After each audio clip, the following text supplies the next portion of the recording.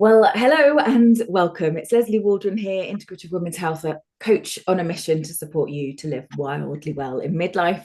And I'm joined today with the lovely Natasha Price. She's going to talk to us about her approach to nutrition and well-being. I've met Natasha through a networking group, and we've had some brilliant conversations that I actually really felt like we should have recorded to share with you now. So I thought, here we are. I'll bring some of her wisdom and insight to you here today. Natasha is a nutritional therapist who has a special interest in mental health and brain health. But I'm going to get her to tell us a little bit about why that is and how it is that she came to retrain as a nutritional therapist in the first place. So thank you for being here, Natasha. I really appreciate it. Do tell us a little bit more about what you do and how it is that you came to be doing it in the first place. Yes, great. Well, thank you for having me, Leslie. And yes, my name is Natasha. And basically, a couple of years ago, I made quite a big life change and I decided to quit my corporate job in London and retrain as a nutritional therapist. And since qualifying, I've also completed some further training in functional medicine and integrative psychiatry as well. And the reason for this change was personal. I had been struggling with anxiety since forever. I couldn't remember.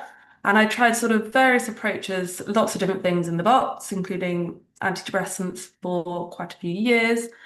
And eventually I went to see a nutritional therapist myself, who was Mm, also trained in functional medicine. And at the time, I sort of believed I was doing everything right. I was what I thought was eating well, and what most people would think was eating well as well, mm, with a healthy diet, exercising regularly. But it turned out there were sort of some hidden imbalances that I was completely unaware of. And once we started mm. sort of working on these imbalances together, my sort of anxiety really started to shift and things really began to change. It did take time, but the results have been honestly life-changing. Um, Mm, so yeah, it was this experience which sort of got me to understand how unique we all are and mm. how what might work for one person might not work for somebody else, Yeah. and how nutrition and functional medicine really sort of gets the root cause of what's going on. Yeah. So yeah, that's what sort of inspired me to retrain and my It's a mission sort of help others yeah, do this. but it's so interesting. And we were talking about this just before we pressed the record button, how we don't necessarily associate some issues around our mental health and our cognitive health with improving our nutrition, where there are really simple things like improving our hydration can be really effective for focus, but anxiety, um it's a message, isn't it, from our body saying that it doesn't feel safe. So Exactly. interesting that you ended up going to a nutritional therapist who was able to identify a little bit more of identify for you a way to address that in a really different way. um I we've also in the past talked about ADHD and how that's kind of an area of special interest for you. Mhm. And I know because people who've been recently diagnosed with ADHD or who are going through that process of supporting their kids with Mhm. ADHD. Like I don't know how well known it is about how ADHD can be supported with nutrition. I wonder if you could tell me a little bit more about that. Yes, of course. So yeah, you're completely right. Many people think that the sort of rise in ADHD diagnosis is perhaps down to poor diet, yes, maybe processed food intake and too much screen time. Mm, And yeah, those factors definitely play a part, but there is so much more to mm, it. And after completing my recent course in integrated functional medicine for ADHD in children, it turns out there is so much that can be done in the world of nutrition, lifestyle, mm. and a functional approach to health with ADHD in adults and children. Mm. Can you give us an And example of what that might be? yes, so when we talk about ADHD, we think about dopamine, and Hmm. that's one of our key neurotransmitters. So dopamine plays a huge role in focus, motivation, attention. Mm, And what is fascinating with dopamine is that there are many underlying factors that can influence how our body not just produces it, but Mm. how it uses it. Oh, wow. Yeah. But the amazing thing is when we understand those factors, we can support dopamine production naturally, Mm. which is incredible. And the first example I'll give is a genetic example. So some people have a genetic variation that affects the enzymes Mm. which are responsible for dopamine synthesis or breakdown. Oh, right. Might actually mean that you produce less of it or clear it too quickly. So Mm. that will need more support in nutrition Oh, and okay. medicine. Another example would be the copper to zinc ratio. So zinc is commonly low in people with ADHD, and it's often due to elevated copper. Oh, When right. copper is elevated, zinc, the ratio becomes unbalanced. And zinc plays a huge role in dopamine retention, and of course, focus and attention. So when copper is high and zinc is low, the balance is off Mm. and can create or worsen ADHD-like symptoms. Oh, interesting. So, how would that again be a genetic issue in terms of holding on to copper more from the nutrients that we eat, or would it be something that you'd need to correct differently? Can you change your diet to improve that balance? You could certainly change your diet, but often to change the balance, supplementation is a lot Okay. quicker and more Yeah. effective. An increase in copper in somebody might be down to the water they're drinking. So filtered water, Okay. testing the water can be Mm. a good thing to consider. Hmm. Another thing could be gut health or Mm. detoxifications if you're not detoxifying, which could potentially be genetic, but genetic for that purpose isn't something I would necessarily think of Yeah. straight away. Okay. Um, but testing is very important. Mm. We can test zinc and copper levels with a simple hair test Mm. to the lab, and then you can work with a nutritional therapist to sort of work through the ratios and how much supplementation you'd need. So Um, through a hair test, you can identify those levels. Through a hair test, yeah, at Wow. home. So you get sent the packet at home and you'd send Mm. it off, and then the results would go back to your practitioner and you'd meet and yeah, have a discussion. And it would reveal other things as well, the hair test as well. So not just Okay. the So you'd send it off. It wouldn't just be for that, but they would identify other deficiencies. exactly, but Yeah. it's the perfect test, but for zinc and copper. Yeah. So as a nutritional therapist, sometimes you'll be talking to your clients about their diet and what they are eating now. Will you generally get them to do some testing while they're working with you too? Absolutely. If we can do testing, it's so beneficial. Mm-hmm. Sort of takes the guesswork out of the process. Yeah. Really sort of ensures that no stone is sort of left unturned. Yeah. And then we're really getting to the root of what's going on. I'm going to give another example of ADHD now in terms of celiac disease. Oh yeah. So quite a few people get undiagnosed with celiac disease. So Mm. 1% of the population have the disease, but 1%. 50% go undiagnosed. So Wow. the theory is there's a whole huge amount of people that never get diagnosed. And that the reason is gut symptoms for celiac disease are only a small part of the symptom picture. Right. Other symptoms are fatigue, low mood, anxiety, attention difficulties, and hyperactivity. Yeah. An adult or a child could have celiac disease and be completely undiagnosed. So testing would be hugely beneficial in that case. And so testing for celiac disease, would that be a blood test then? Yes, that would be. And actually, Mm. with that celiac disease, you can get it tested at the GP. Mm. Yeah. Sometimes it's a little bit challenging than others, but Yeah. that is an example of a test that you wouldn't necessarily have to pay for. That's why I want Mm. to give that example. Yeah. Other functional medicine testing, whether it's gut testing, hair testing, stool testing, Mm. urine testing, does come at a cost. Yeah. But But I have to point out if you can't do any testing, I do have some sort of points that I would suggest starting with mm. today if people your child is experiencing ADHD like symptoms. ADHD, yeah, or yourself, I suppose. Um, Yes. yeah, so kind of, so if you were going to give us some advice about that testing, about no, not about testing, but about kind of some takeaways. So if you're Yeah. concerned about your child, or if you're concerned about yourself, or there is also this phase in life in perimenopause, which is where I am, where women kind of are finding that they're kind of more aware of, perhaps there's more discussion around ADHD, but also that they are struggling in a way that they might not have done before. And so I don't know if there's anything that you would suggest for somebody who's like, am I or am I not? Things they could do to help support Absolutely. focus, for example. Yes, absolutely. I think you're absolutely right. I think people are getting diagnosed when they perhaps don't need to be, and there could be some very simple fixes before even looking at testing. Yeah. The first one I would always suggest is a magnesium supplement. Mm. So magnesium is an absolutely essential for health. It helps calm the nervous system, supports focus, and promotes better sleep.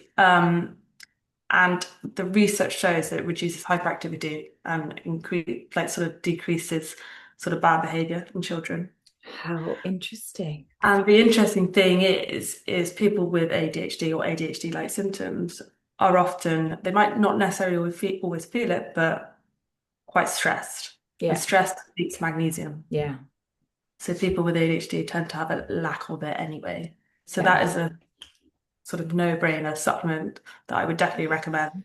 Yeah. Um, I'd say 120 grams twice a day to start with. Yeah. And then perhaps 120 200 micrograms. micrograms, sorry. Yeah. 120 That'd be a grams of lot. magnesium would be a lot of magnesium. You'd be That running to would the be a toilet lot. quite Yeah. quickly. And magnesium glycinate on that note is Yeah, probably that's true. Actually, magnesium citrate can often is the yes, one that exactly. can cause the Yeah. gut health. I have to say that I like magnesium has been an absolute game changer for me, and if I don't take it, then I don't sleep. Yes, I'm the same. So yeah, so and Uh, it's but that also that I can think about all of these points in my life when I've been stressed, where I've then not slept as well, and it's just must be to do with magnesium depletion. And when you get the twitchy eye, is yeah. that magnesium or is it Yes, something you else? can Yeah. do. It's one sort of side effect of low Mm, magnesium. Yeah, it can be yeah. a number of things, but Yeah. yeah. So That's my that kind would of be my I need to look first. after myself sign. My eyes start Yeah, you're like twitching. something's not quite right. Yeah. Yes, and magnesium, like magnesium glycinate, that's the key thing to look for, because quite often, like your general magnesium supplements are often magnesium citrate, aren't Exactly. they? So Yeah, um which is great for other health. yeah, You need, support going to the loo and things like that. That's mm, brilliant. In this instant, it's also about calming. yeah, so that would be more effective. Yeah. And actually, sometimes so you can get a combined supplement, can't you, with the magnesium citrate and Yes. glycinate, Yeah. Yeah. which for some women in this phase of life that I'm particularly interested in, kind of digestion and our ability to kind of go to the loo, and Yeah. constipation can be an Yeah. issue, and then that affects the buildup of like that imbalance of estrogen as well as Absolutely. other issues in our body. So sometimes a trickle, I think I've got a triple magnesium supplement that I find really helpful. Yes. Yeah. Definitely. And And that's it just proves our point, doesn't it? It's all very personalized. mm, To be sort of very sure that you're taking the right thing, yeah, the right symptom that you have. absolutely. And I've sort of trial and error and conversations with nutritional therapists is how I've got to mine. Yeah. There is a real variety in terms of the quality of supplements as well, isn't there? And like you and I have spoken about this before, that actually making sure that you're taking something that's going to deliver the supplement is important. Absolutely. Yeah, so good example. And the second example I would sort of encourage people to take if they've got ADHD-like symptoms or just have ADHD is omega-3 Yeah. fatty acids. It is so beneficial for brain health. Mm. And the research for attention and emotional balance is supporting sort of hyperactivity and irritability, Oh, especially in children, is fascinating. And this is a very good example of taking the right product, as you just said. Yeah. So it needs to be tested and it needs to be stored properly. If it's not stored properly, the oils can become rancid and Yeah. potentially oxidized, which means that they don't only not work, but they can be, bad for your health with Yeah. causing oxidative stress. So yeah, there's a few good brands out there. I mean, there's more than Mm. a few, but there's a lot of bad brands out there. So it's Yeah. just something very If aware you were going to of. name a couple of decent brands, what would they be? Yes, so Bare Biology Oh, um, yes. Yeah. is a very good brand, and another one would be Minami Nutrition. Um, My Minami, Minami. Oh, yeah. Minami Nutrition. Yeah. Those are the two that I recommend in clinic, Mm. and they've got the perfect ratio EPA and DHA. Yeah. Another thing to look out for, and you want the right sort of quantity and quality is Yeah. very important, and that they've been tested and stored, and the capsules are correct, and all those sorts of Yeah. things. So, So it's not yeah, just a matter of going into Boots and getting their 3 for 2 and no, no, no. no, that could be quite worrying when Yeah. people tell. Yeah. And because this is the thing with supplements, particularly for like women of my age, like if you can scroll on Instagram for 5 minutes, you will get somebody will be trying to tell you some kind of Absolutely. miracle supplement, which has like multitude of Yeah. different ingredients, and you're not sure about the quality, and then lots of reviews telling you about how life-changing it is. But actually, it's everybody's different, aren't they? It's having a more personalized approach. My approach with supplements is usually that I've done some research, or I've had a conversation with somebody. I will take it for 3 months and I'll monitor the impact of it, Yeah. and then I will stop taking it for a month to work out whether or not I still need Yeah. it.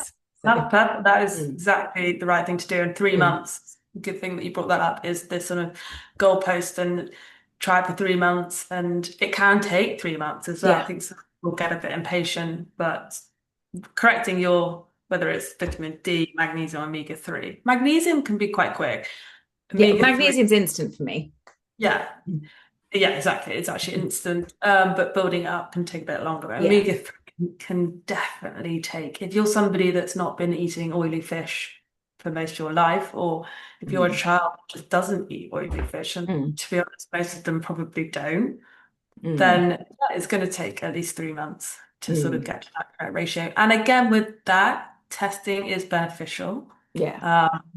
But with magnesium and omega-3, they are two things I'd recommend if you can't do any testing. Yeah, that's really interesting. So, and Um, particularly like we're talking about ADHD and attention and things like that. So, magnesium and omega-3 would be ideal.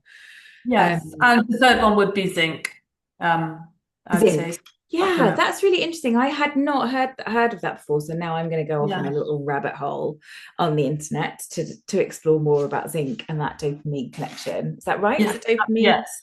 Yeah. Yeah. It's yes, supports dopamine synthesis. So it's Mm. vital. And yeah, the research shows that people with ADHD generally have lower zinc levels. So um yeah, and it's all about getting that balance right. And yeah, as we said before, you might have more copper for whatever reason. Yeah. Uh, but if we can balance it out, we can feel calmer and more energized and Yeah. more focused. Yeah. And again, is that another supplement where the quality is important, or is it more easily absorbed? Less like Yeah, not certainly so less worried about likely to that go one. rancid than something like than Yeah. Yeah. than I omega 3. think with supplements, when you're looking at things like omega-3 Mm, collagen, or whether it's marine or bovine, things mm, like that, it's very important to look at where they're coming from and what the mm. source is. Um, but minerals and vitamins is sort of not so important. Obviously, it's good to have a good brand so you know it's doing the right thing. Don't Yeah, necessarily just go to Amazon and buy yeah, whatever. Do a bit of research, speak to a practitioner. yeah. But there's certain ones that you just got to be more wary More of. aware of. Okay, Yeah. all right. Um, and it's always really helpful to think about more than just nutrition, isn't it? Do you work with your Mm. clients more broadly than that around behaviors around food and kind of lifestyle as well? Yes. So, well, when it comes to eating disorders, Mm, in our world of nutritional therapy, you need to do further trainings, mm, which no, I haven't done that. So mm, if someone does have an eating disorder, I would refer them on to a colleague. mm, That's how it sort of works. In terms of lifestyle, yes, and working with other practitioners. For mm, example, if someone came to see me who had been dealing with past trauma or hadn't mm, been dealing with past trauma and it was mm. unresolved, Yeah. and we were working on their diet and lifestyle and doing all sorts of things. If their nervous system is still out of balance, Mm, there's only so far you can go with yeah. diet and lifestyle. And in that situation, I would refer them to potentially it's like a therapist or a Mm, trauma-informed trauma-informed coach mm, or any sort of like life coach to mm. support on a bigger level. Yeah, And that's what's really important with what we do is we take you absolutely. on, but we look at the whole picture and we send you here, talk to this person, and Yeah. yeah, so it's very collaborative, which is where we see the best results, really. Yeah. Absolutely. I mean that's my approach as well, and which is why, Yeah. I always enjoy making connections with nutritional therapists who have different specialisms, because I might find that I'm working with somebody who could do with that nutrition support that's very specialist to that mental. I can work with them around their mental load and around stress management strategies and around rethinking and creating better boundaries. But when it comes to the actual more in-depth approach to nutrition, then I need to refer on as well. So having people like you in my network is really, really important. Uh, Likewise. so so if we wanted to take people to walk away from listening to this or watching this, what would be like a key takeaway for someone to walk away with? We've got our magnesium, our omega-3 and our zinc as potential supplements to support that kind of that attention issues around whether it's ADHD or potentially the menopause. Hmm. Is there anything else that you think that I would be really good for people to know before we say goodbye? Yeah, I think, yeah, to summarize by highlighting that with any sort of health issue, there is support out there that's Mm. more than 10 minutes long at your Yeah. GP. And there are people who are out there who will sit with you, for a while to really uncover what's going on with you, Mm. looking at right from, sort of pre-birth to present day, to your whole picture. And it can be really life-changing. Mm. And if you do have a sort of specific symptom, ADHD symptom, that there is definitely a time and place of medication, Mm. but do consider alternative options Mm. as well. And in some instances, it can be a really good addition to medication. Mm. So medicate, for example, of that medication, going back to magnesium, depletes your magnesium, ADHD specific medication I'm talking Yeah. about now, depletes your magnesium stores. So if you're taking that medication without extra magnesium, then you're sort Yeah. of ran circles. Yeah. I can see that. Absolutely. Yeah. Yeah, and reach out to myself and most nutritional Mm. therapists and probably health coaches like yourself offer, a Mm. free chat to Yeah. sort of chat through things before committing as well, which I Yeah. I think think that's really important, knowing isn't that it? the options there. Yeah. Yeah. That, and also that you don't have to go with the first person you talk to. Like actually, Yeah. we all want to make sure that the client in front of us is getting the best support, because that's what we're here for, isn't it? It's like, actually, if you've got the best support, you're going to do well. Absolutely. So that's great. um that was a really lovely point to finish on. Thank you, Natasha. If anyone wanted to reach out to you, it'd be lovely to know how they could reach you. I'll put some links in the notes underneath this video anyway. But also, and how do you generally work with your clients? So how can we reach you, and how would you generally work with clients? Yes, so well, we'll put the links in the chat Mm. for my email and website. And yes, you can get in touch through either of those Mm-hmm. ways. And as we spoke about before, I offer a free 30-minute consultation to anybody. Mm-hmm. Even if you were ready to go, I would still like to do the initial chat just to see whether we're the right fit to work together. And I will explain how I work. And generally, I work on programs. So they can be between sort of 10 and 12 weeks. They can be shorter and they definitely can be longer as well. And it starts off with a detailed questionnaire and hour and a half consultation, really getting to know you and what is going on for you and how I can support you moving forward. And then we meet every 2 weeks to sort of adjust your plan and to discuss any test results that we might be doing and sort of fine-tune your diet, supplements, and lifestyle strategies that we've been talking about. And then at the end of the program, you should be in a really good place to sort of, feel good and feel calm and feel energized and feel positive. That sounds like your hand is being held while you learn how to manage your well-being differently. Thank you so much for this, Natasha. It's been really interesting. It always is interesting to talk to you. Do keep an eye out, anyone who's watching this, for Natasha's free consultations, and have a look at her website, and do reach out to her because she has a wealth of information. You're always learning as well, aren't you? Like constant all the time, which I love. Well, I say that's the problem with all of us in this well-being area. There's always so much more to learn. So I know.